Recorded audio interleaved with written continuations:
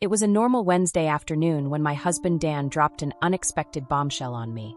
He had been offered a week-long business trip abroad, leaving me alone in our house for the first time in years. Even though I knew it was part of his job to be alone for so long, I was anxious. He packed his bags, kissed me goodbye, and left with a cheerful smile, promising to check on me every night. Suddenly, the house seemed too big, too calm. The first few days passed without too many problems.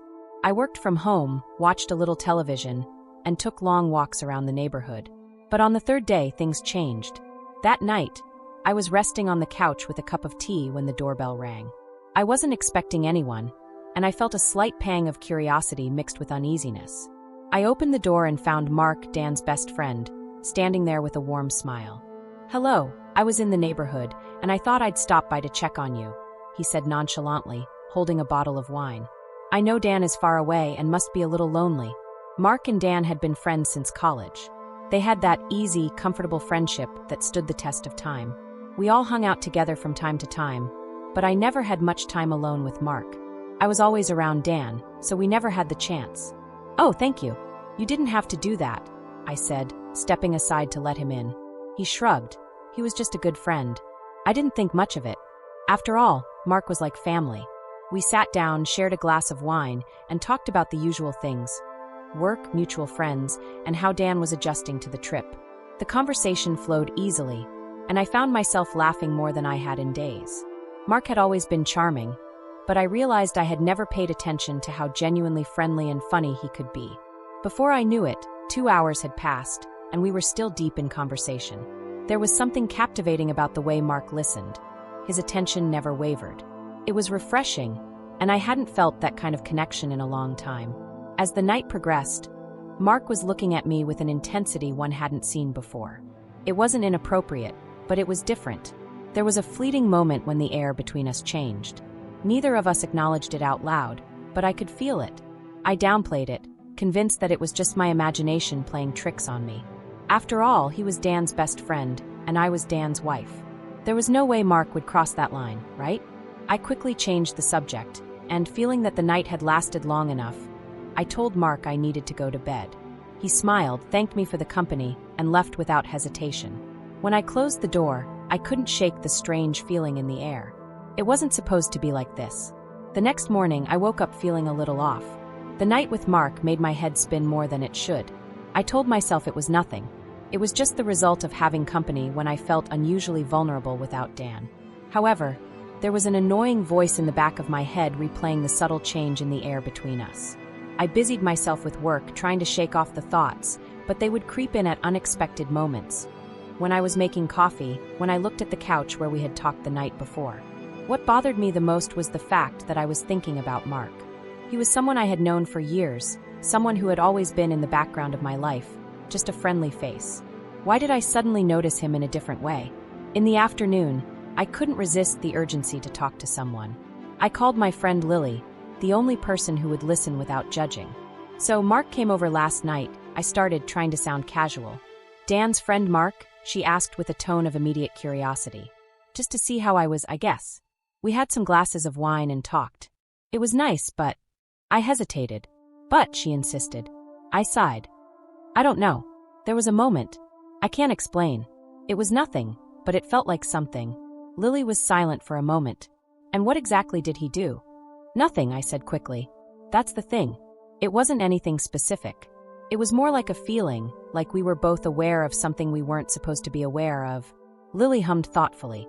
"Well, that's complicated. I mean, he's Dan's best friend.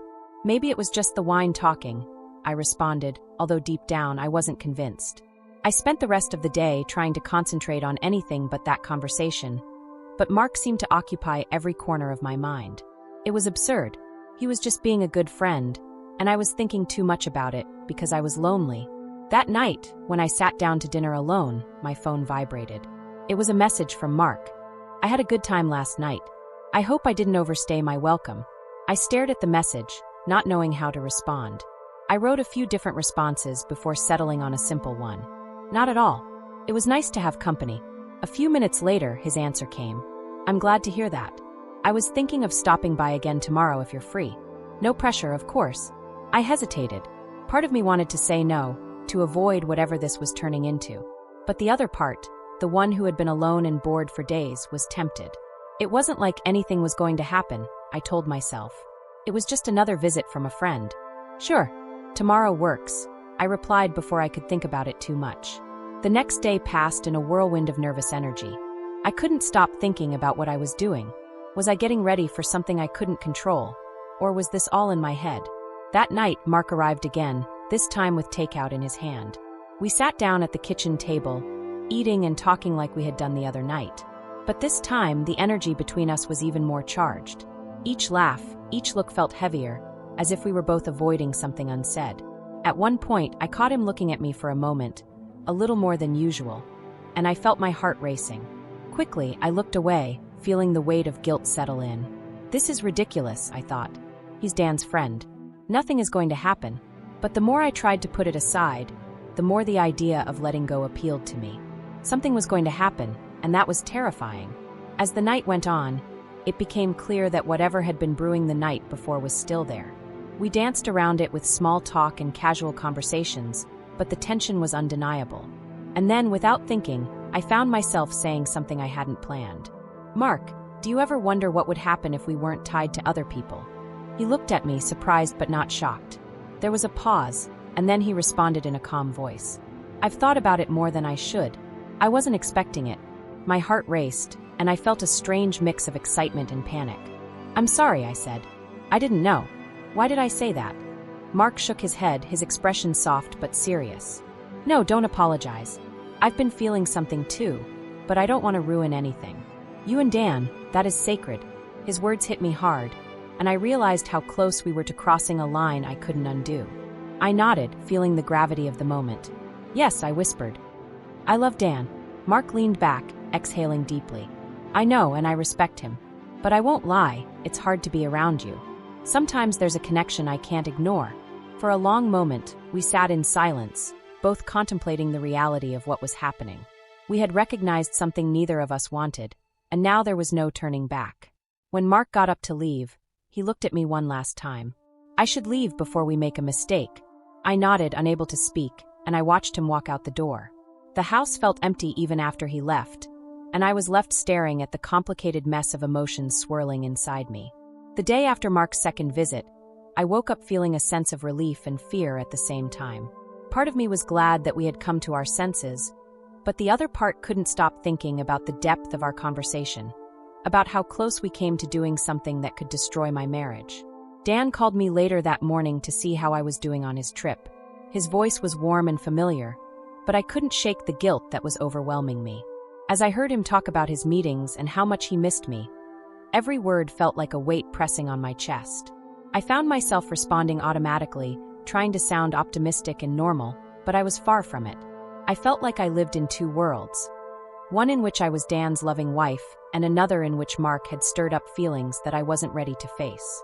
That night, I decided to call Mark, just to make sure everything was still normal between us. I didn't want things to be awkward, but I also needed to make sure we were both on the same page, that nothing had changed. Hey, I said when he answered, trying to sound casual. I just wanted to make sure we're okay. After last night. There was a pause on the other end of the line. Yes, we're okay, he said, but his voice lacked the relaxed tone he used to have. Are you sure? I don't want things to be weird between us. Mark sighed softly. Look, it's not weird, but I'm not going to lie. I think we should be careful. Whatever this is, it's dangerous for both of us. I knew he was right. I agree. No, I don't want to ruin things either, I said. But it's hard, he continued. I've been thinking about you a lot more than I should, and I know that's wrong. Dan is my best friend, and you're his wife. His honesty disarmed me, and for a moment, I didn't know what to say. I had felt the same thing, and hearing him admit it out loud made everything more real. We have to stop this, Mark, I finally said in a firm voice. Whatever it is, it can't go any further. I love Dan, and I can't hurt him like that. Mark's voice softened. I know. I understand. I don't want to hurt him either. There was a long silence between us. The weight of the situation hung in the air. I knew we had to put an end to this tension, whatever had been building between us. But the more I tried convincing myself, the more I realized how difficult it was going to be. After hanging up, I felt a strange sense of finality. It was the right decision, I told myself. Mark and I couldn't be anything more than friends, no matter what unspoken connection we might feel. But despite that, I couldn't shake the feeling of loss. Something had changed between us, and there was no turning back. The next few days passed in a blur. I threw myself into work to keep myself busy, anything to avoid thinking about Mark or the complicated emotions swirling inside me. Dan was due back in a couple of days, and I was determined to put this all behind me before he got back. But things didn't go as planned. The day before Dan came home, I got a text from Mark. "Can we talk?" My heart sank. I knew I shouldn't respond, but something in me couldn't resist. I couldn't leave things unresolved. "Of course," I responded, feeling a knot forming in my stomach. That night, Mark came again. I had promised myself that it would be the last time, that we would have one final conversation to clear things up and then go back to our normal lives. But the moment he walked in, I knew it wouldn't be that simple. We sat on the couch, both avoiding eye contact for a while. The tension was palpable. "I'm sorry," Mark finally said, breaking the silence. "I shouldn't have texted you. I've just been struggling with everything and didn't know what else to do." I shook my head. "It's not your fault. This whole thing has gotten out of hand. We should have never let it go this far." Mark looked at me, his expression serious. "I know, but I can't stop thinking about you, and that's the problem. I don't want to feel that way, but I do." I swallowed hard, feeling my own emotions coming to the surface. "We can't do this, Mark. It's not fair to Dan. It's not fair to either of us." He nodded slowly. "You're right. It's not fair, but that doesn't make it any easier." For a moment, neither of us spoke. The weight of everything hung between us, unspoken but understood. I could feel the attraction between us, the temptation to let something happen, to give in to whatever this was. But I knew that if we crossed that line, there would be no turning back. "I can't," I whispered, more to myself than to him. "I can't do this." Mark stood up, running a hand through his hair. "I know. I should go." But neither of us moved. We were both frozen in place, standing on the edge of a cliff we didn't want to fall from. Finally, Mark turned to leave. But before he got to the door, he stopped and looked at me. "In case it's any use, I'm worried about you. But I won't be the one to ruin your marriage." And with that, he left. As the door closed behind him, I felt a strange mix of relief and sadness. I had made the right decision, but it didn't feel like a victory. It felt like I had lost something important, something I hadn't even realized I wanted. The next day, Dan came home. His warm hug felt familiar and comforting, but I felt a distance inside me that I couldn't explain.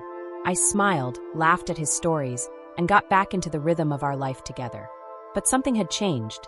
Mark and I didn't speak again after that night. We avoided each other, silently agreeing that what had almost happened would fade into the background. It was easier that way, safer. As time passed, the tension dissolved into memory, but it left a mark, one that neither of us would ever admit. It was a reminder that even the strongest boundaries can bend under the weight of unexpressed feelings. And although I never crossed that line, I knew I had gotten dangerously close.